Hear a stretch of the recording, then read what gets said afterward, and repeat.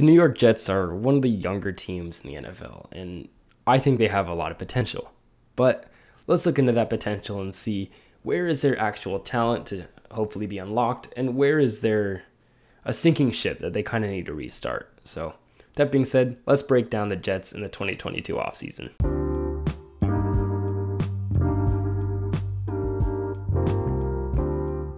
What's up, guys?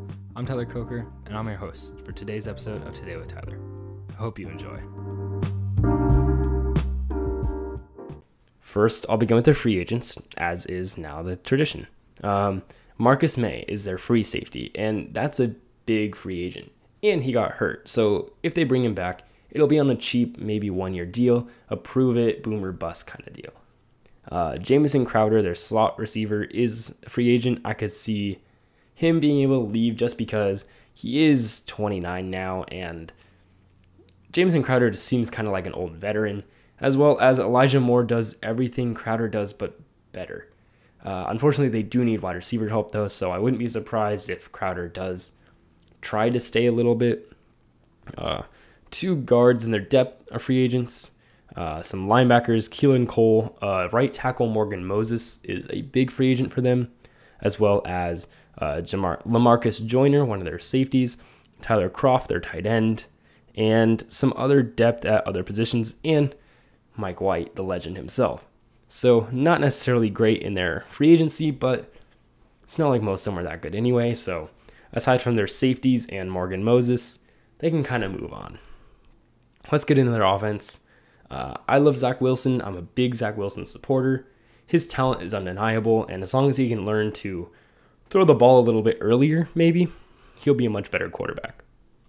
And even if they don't think he's the greatest thing ever, like I do, well, not really, but even if they don't think he's good, they don't really have the capital to move on. So they should be very optimistic about their quarterback situation, but they're not moving on, so it's not a big worry for them.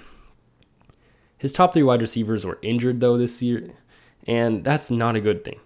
Braxton Barrios was a breakout star at the end of the season when all the other wide receivers were kind of hurt. Elijah Moore is the stud that I expected him to be coming out of the draft, which I'm very proud of because I was high on some of the Moores, but some draft analysts weren't, and so I wasn't sure if I was missing something or if they were, and luckily they were, because Elijah Moore has turned out to be a really good player and someone that, if I'm a fantasy guy, I'd be willing to draft, especially in Dynasty. Corey Davis was a solid wide receiver option, but wasn't the crazy signing they all expected. I saw someone give a C for that free agent signing, and honestly, I kind of agree. He wasn't bad per se, but he wasn't good, and he didn't change the Jets like we thought he would. So Corey Davis was kind of a wide receiver 3, and they could really use an extra wide receiver who's just good, who can just get the job done and preferably be a wide receiver 1, because while Elijah Moore is good, he doesn't quite fit that wide receiver 1 role. The running back core is kind of odd as well, because I like Michael Carter coming from the draft, and he has potential to be running back 1, but the rushing attack never solidified in New York. And Ty Johnson never really did either. So I can't really tell what's wrong with their rushing attack, except for their line wasn't very good at run blocking. So hopefully they can improve the line a little bit and see if they have something with Michael Carter or if they wasted that pick. Looking at Braxton Barrios, though, he was kind of a hybrid running back because they would just hand him the ball on jet sweeps and stuff and let him do his fast, shifty thing. So they have some decent weapons, but in the end, they were kind of a disappointment in the rush attack. They didn't rush nearly enough, which they had a decent amount of yards per attack, which was 4.4, but they had less than 100 yards per game on average. So they should try to use it a little bit more and take the pressure off Zach Wilson from throwing 40 times a game, which we saw him do this year. Their offensive line struggled all year, which was kind of unfortunate, despite their PFF rank of 11.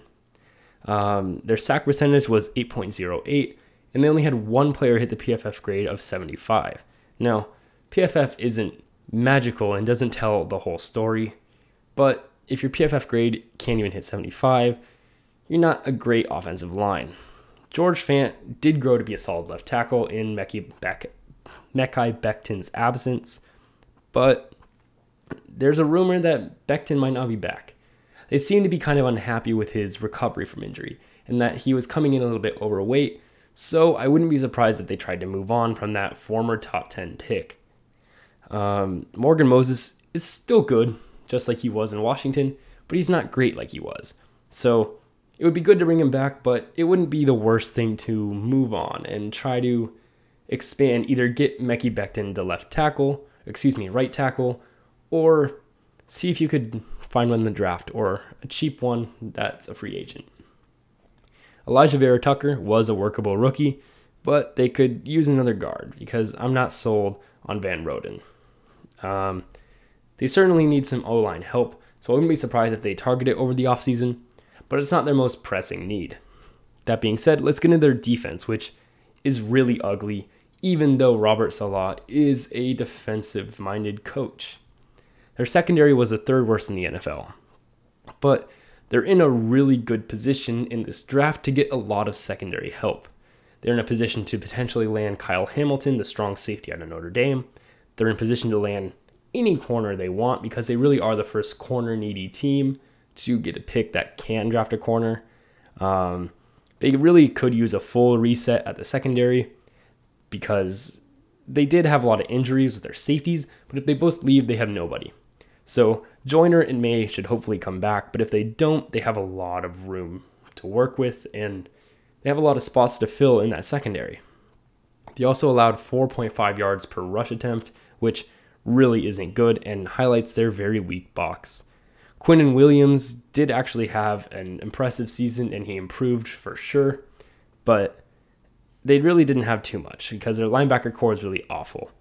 Luckily, John Franklin Myers did turn out to be a good edge rusher this year, and they really just need to build upon Williams and Franklin Myers and try to get some linebackers and try to get some sort of semblance of a full defensive line.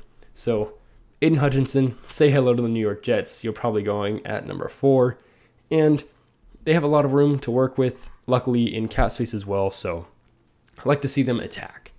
Their team needs, as I have them written down, are edge rusher / defensive end, cornerback, linebacker, tight end, and offensive guard. Now, they have more than just those 5 needs, so really they're in a position to draft the best player available and take whoever they want that isn't a quarterback if they so desire. So I'm interested to see what they do this offseason because they do have a good amount of draft capital, and ultimately they do have a promising young team. So I want to see what the Jets do from here. I want to see how Robert Saleh develops as a head coach because the defense was a disappointment under him so far, but he has a lot of room to grow. I think the Jets have a very, very promising future. And while they aren't ready right now, they're ready in a little bit.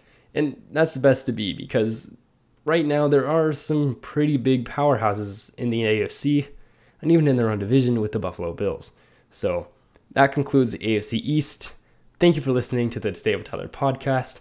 Keep your eyes out for the next division, the AFC North, in my NFL breakdown of the 2022 offseason. Thank you for listening.